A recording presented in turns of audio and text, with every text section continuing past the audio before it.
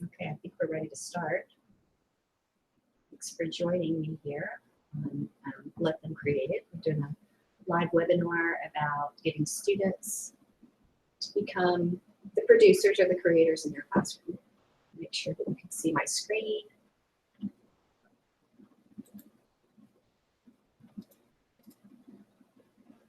And start presenting.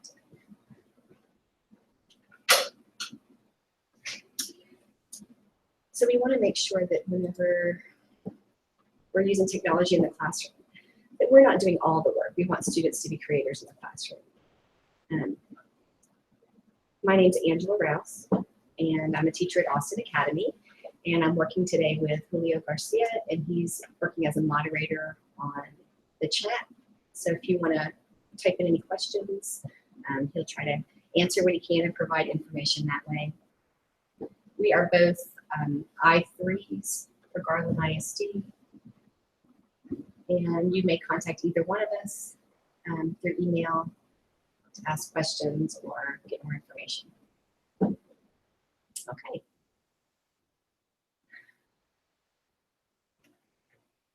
So we're looking at integrating new technology into our classrooms, and sometimes it can be overwhelming because we don't know what the students know, and sometimes we don't know how to use the new technology. So some of the things that you need to remember is you don't need to know how to use every application that you're trying to use with students. And students really do benefit from being the producers, from doing the hard work. You know, no pain, no gain is really seriously true when you're working in education, not just in athletics. And so we want students to be the one producing and figuring out how to work through the technology. We also want teachers to act more as facilitators, which is kind of a different role than what some of us are used to.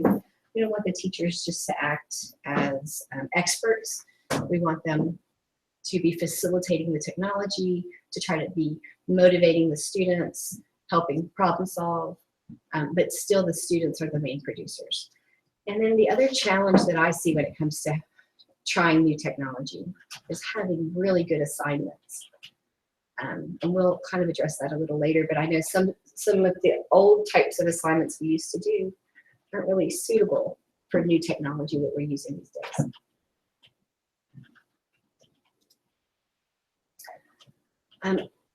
Because we're stepping into a new role as a teacher,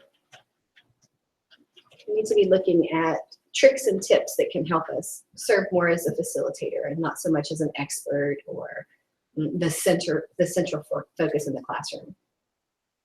One of the things that I try really hard to do is when I come up with a lesson or an activity or a new resource I want to use, I try not to limit my students too much.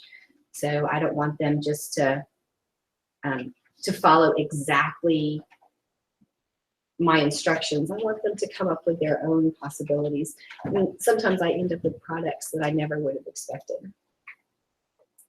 The next thing when you're serving as a facilitator is you do want to kind of provide the framework so they have the criteria for their grading. The grades are really important to students and they want to do well. So make sure you have all of that set up ahead of time. You really have to teach students how to collaborate with each other. You know, I think a lot of class time, we're asking them to be quiet. And we're taking away the collaboration, and then we throw technology in, and they really do need to learn how to work together.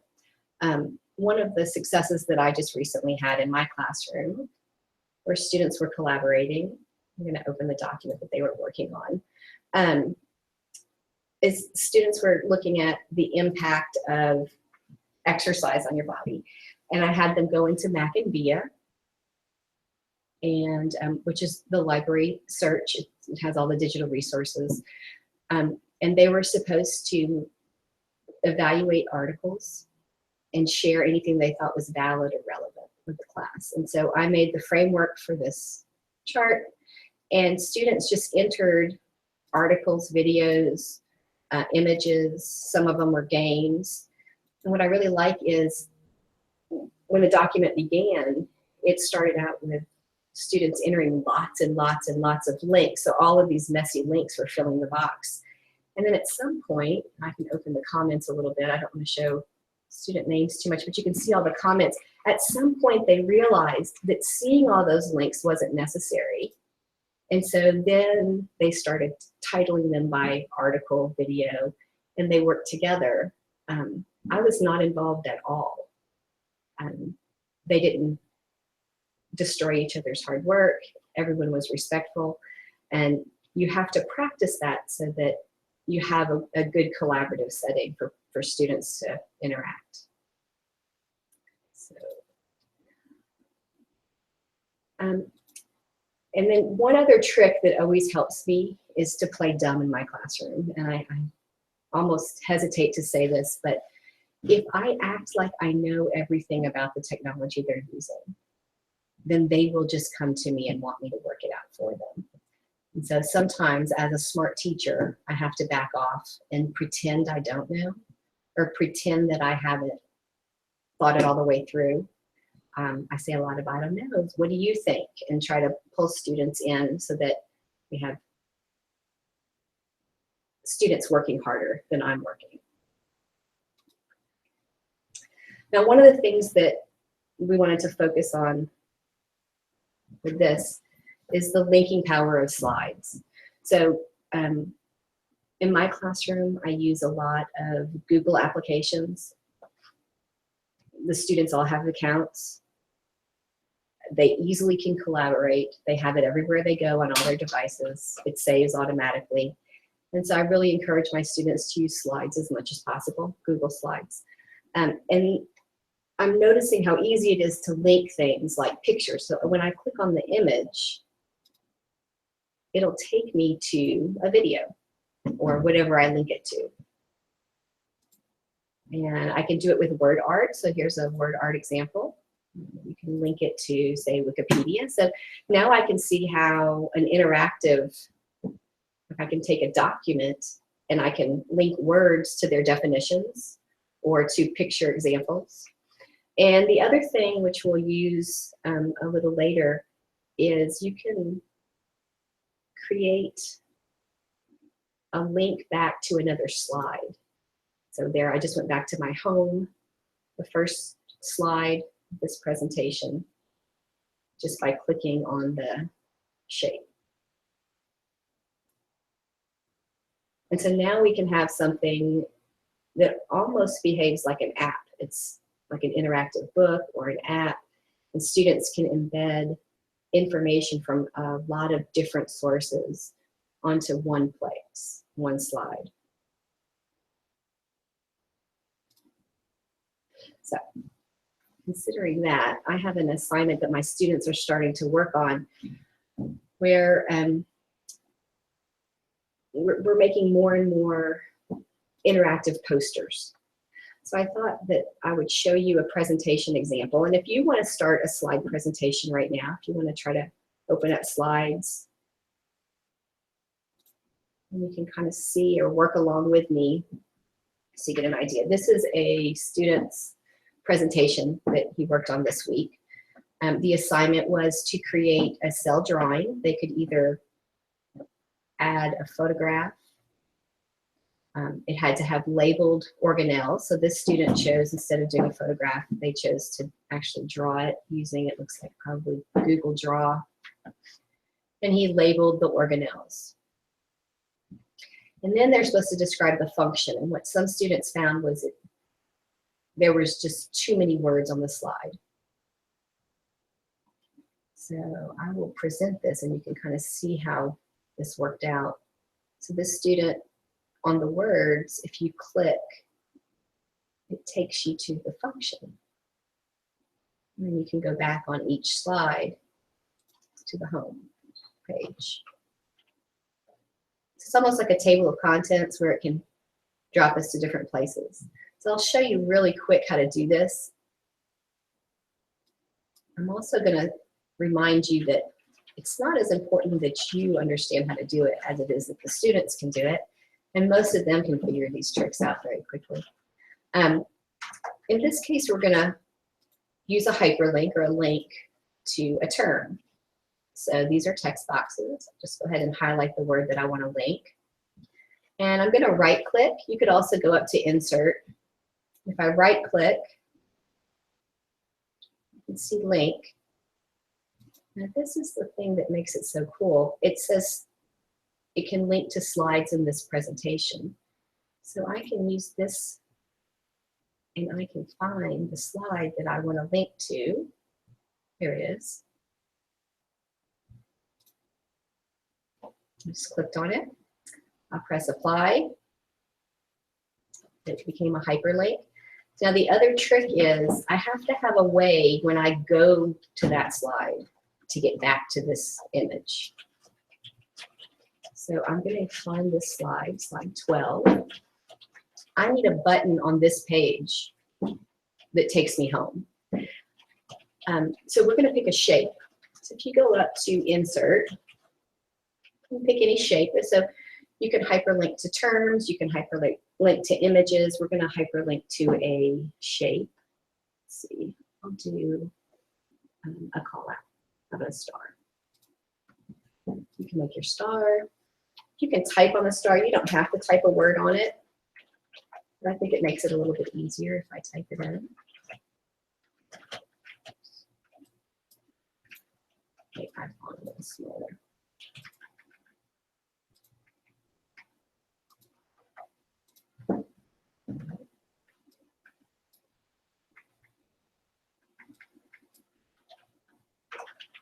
Okay, so again, I'm gonna, when this box is selected, I'm gonna right click on top of it. I see link. I'm not gonna be able to see.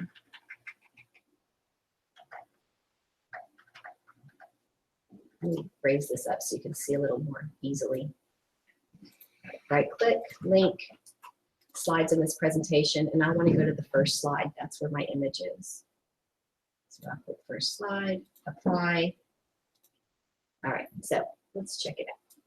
I'll go back to the first slide. Let's present up here. So we added ribosomes. I'll click on the word. It took me to the slide of ribosomes. And I can read the function. Now, also we could have right here, I could have a link that takes me to a video, or a link that takes me out to a Wikipedia page.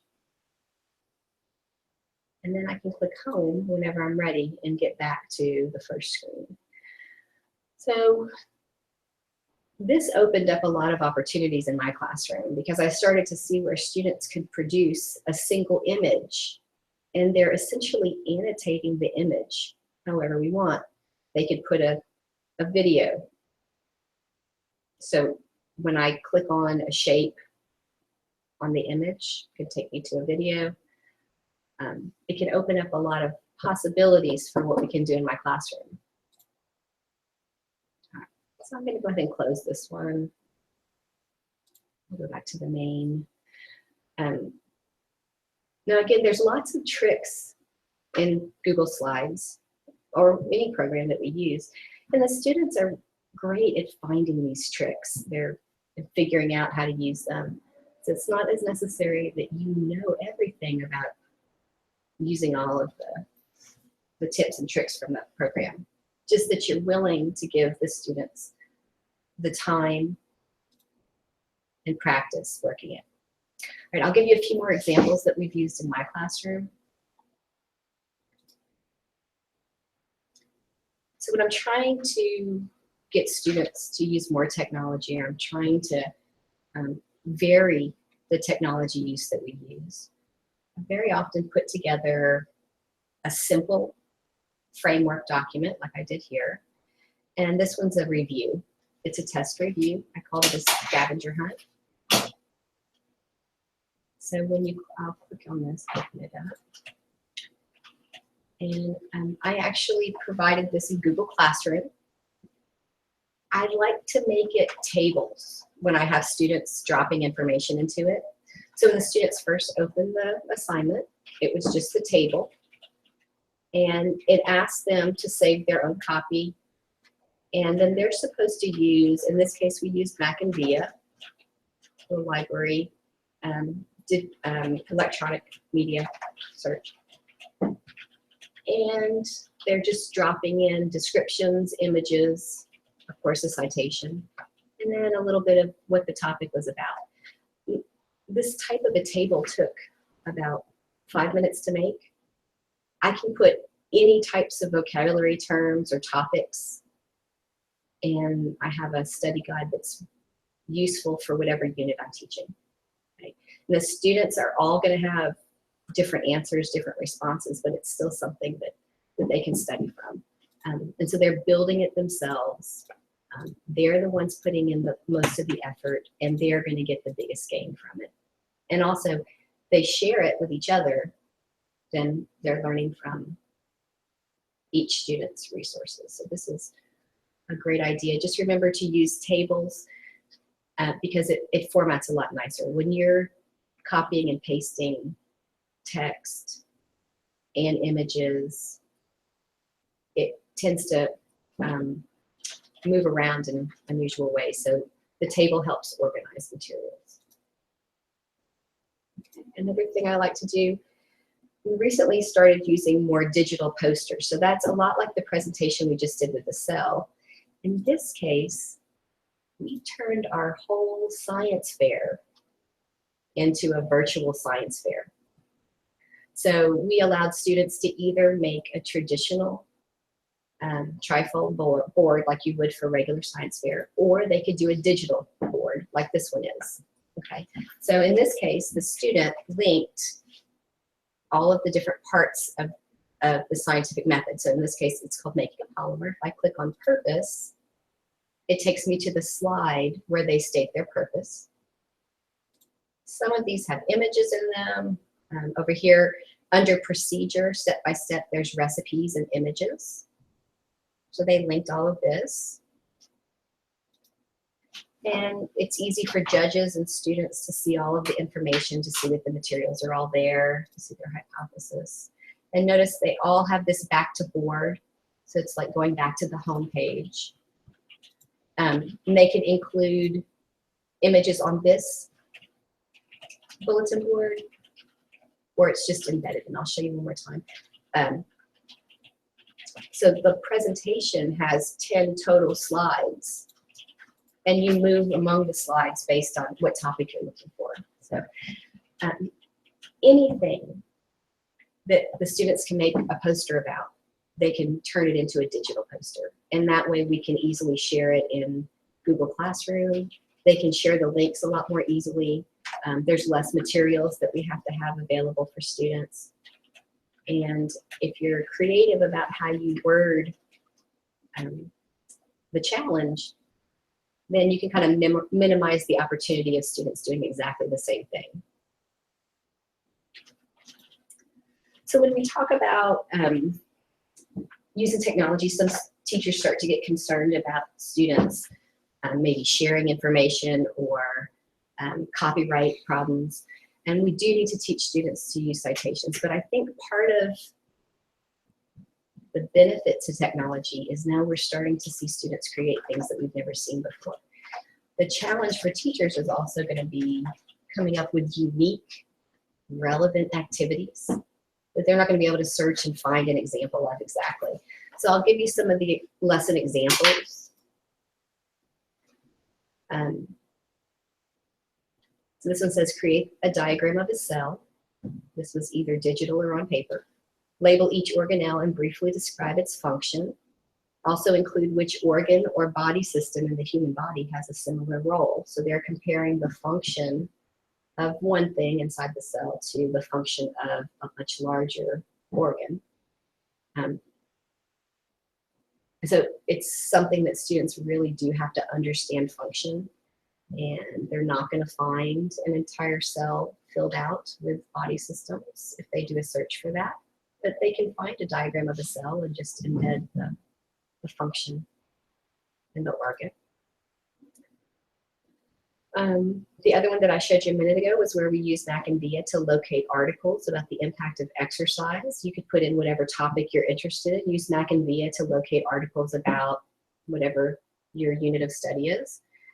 and evaluate those articles and share valid, relevant sources with the class. We want students to be able to read through and decide what's valid, what's relevant, what's worth sharing.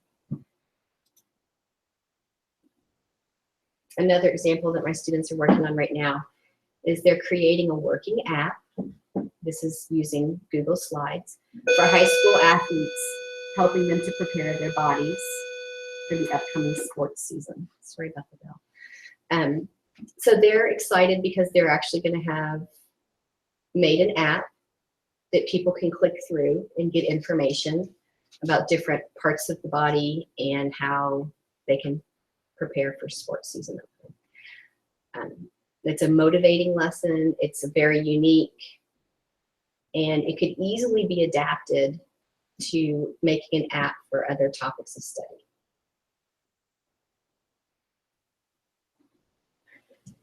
So I thought that for the last couple minutes, you might want to look at some of the things you typically do in your classroom and see if there's a way you could change it just a little bit so it's more encouraging of technology. Students can become the creator. I will put that, oops. Oh, I had one more, I'm sorry. This is one I did early in the year. I brought in a bowl of shells, but you could bring in anything for the students to look at. And they had to choose a shell and then try to use internet resources to identify not just the kind of shell they have, but also the habitat and diet of the organism. So it's kind of going one step farther than just looking it up. You can provide a list of resources for them to use, or you can have students create their own list of resources to use. And they can drop their links in a table to share. Okay, so as you're looking at your lessons, this SAMR model really does help me see exactly how I'm using technology in my classroom. Sometimes I do use it as a substitution.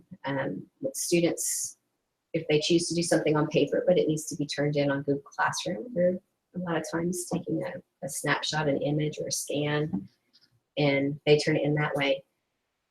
But I do try to push myself to create lessons and tasks that students couldn't do without the technology. And so the last few minutes, if you want to look at your lessons or your upcoming lesson plans, kind of looking at this chart and seeing if there's ways you could integrate technology in a different way that encourage the students to be the hard workers.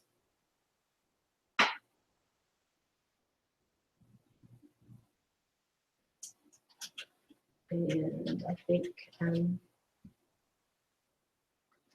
you have questions, you can type it into the chat. I hear Julio typing away. And then we'll be providing a link to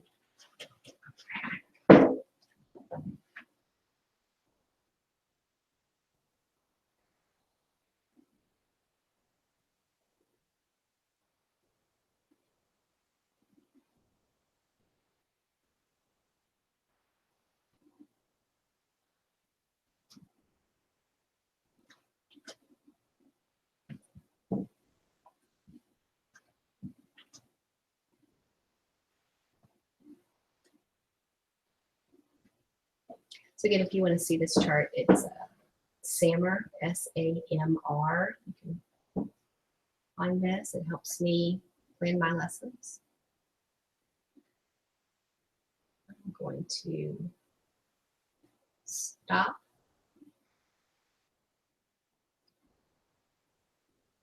And go back.